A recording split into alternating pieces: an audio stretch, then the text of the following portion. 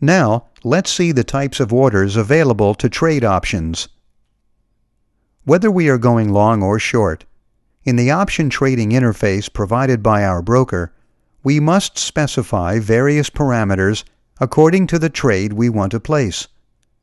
To get an idea, here is an image of what an option trading interface is. Now, let's see the parameters we must enter in the option trading interface. The first one is the one called underlying symbol, which is the symbol of the stock underlying the options we want to trade.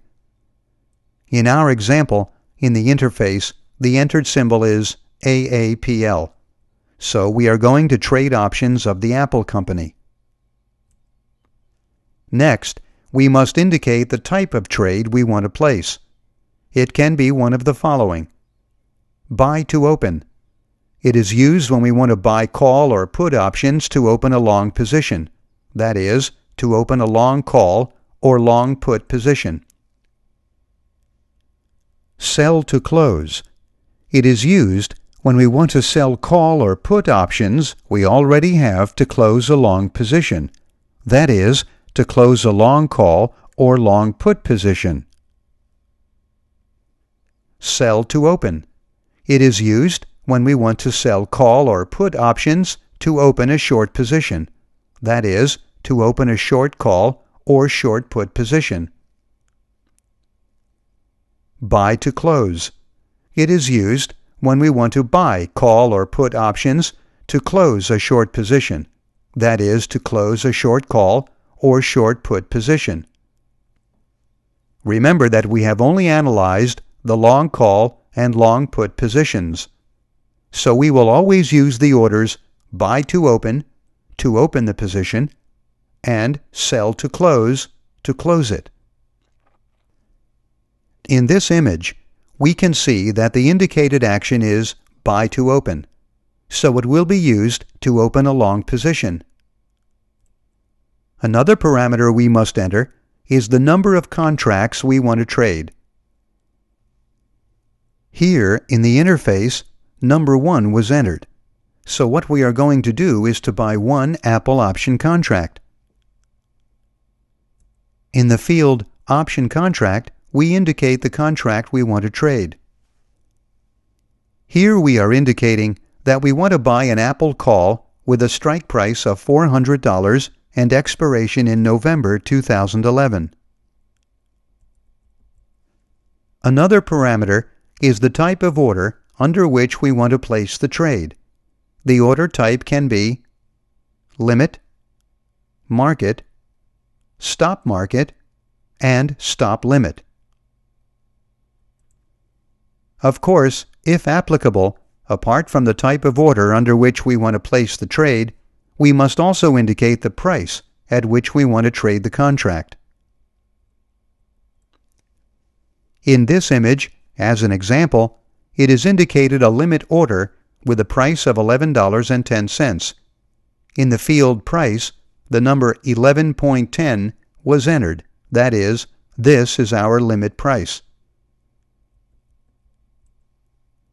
Remember that the limit order is used when we want to buy or sell contracts at a determined limit price. So what we are going to do is buy one Apple call with a strike price of $400 and expiration in November 2011 at a maximum price of $11.10. Remember that as each contract represents 100 shares, the total cost of the contract in this case will not exceed $1,110.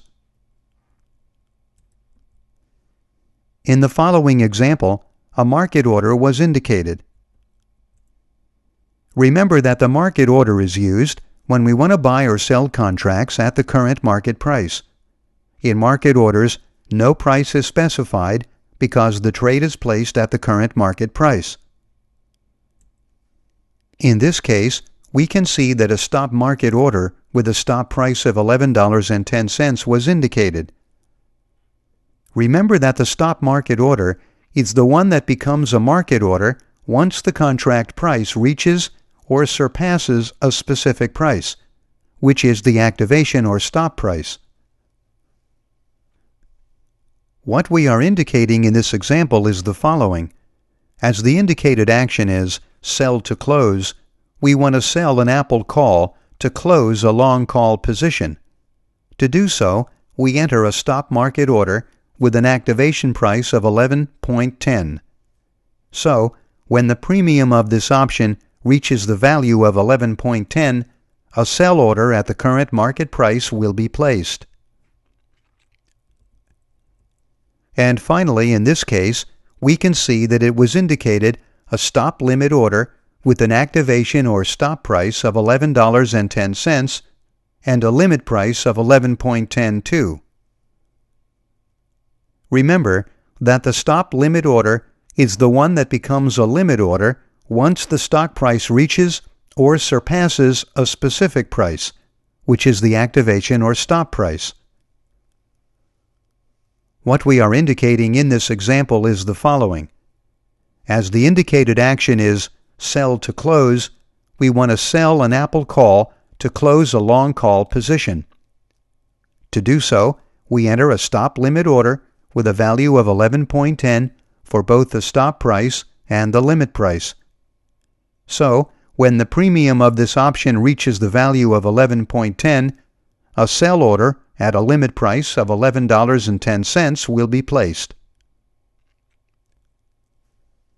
Another parameter we must enter in the option trading interface is what is known as time in force. It is the time during which we want to keep the order open. To do so, we can use the day and good till canceled orders. The day order remains open during regular market hours of that day until it is executed. If during that time the order has not been executed, it expires.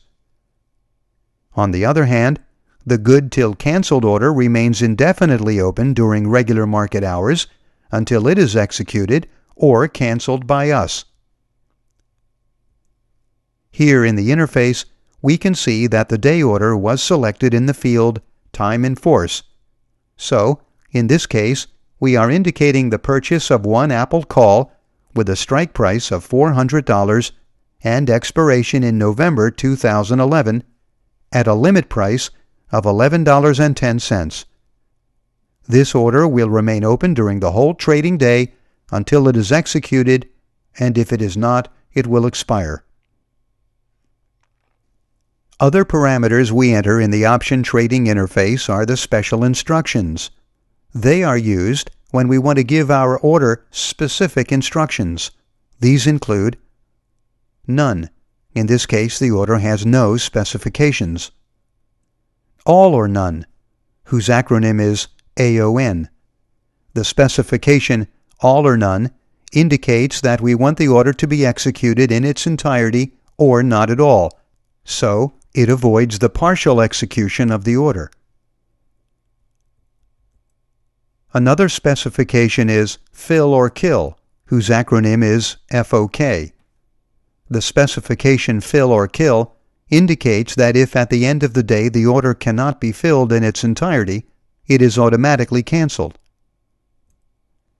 Here in the interface, we can see that the all or none specification was selected in the field Special Instructions. So in this case, we are indicating that we want the order to be executed in its entirety. Another parameter we must enter in the option trading interface is the routing of the order. That is, we must indicate the way we want to route the order. We can indicate a specific routing or let the broker do it automatically. This is the most recommended. Here in the interface, we can see that the Smart option was selected in the field Routing. That is, indicating that the routing will be made automatically by the broker. As well as with stocks, we can also indicate that the order is made conditionally. Remember that conditional orders combine individual orders so that, when one of these is filled, additional orders can be canceled or triggered. For example, we have the conditional order OCA, one cancels another, the conditional order OTA, one triggers another, the conditional order OTT, 1 triggers 2, the conditional order 1 triggers OCA, and the conditional order 1 triggers OTA. Finally, after completing the different parameters of the trade we want to place, we review the details of the order by clicking on Review Order. If everything is correct, we finally submit the order. It is sent directly to the market. Here we ended with the chapter of options. In the next chapter, number 8, we will learn all the steps required to open an online brokerage account and start trading in the stock market.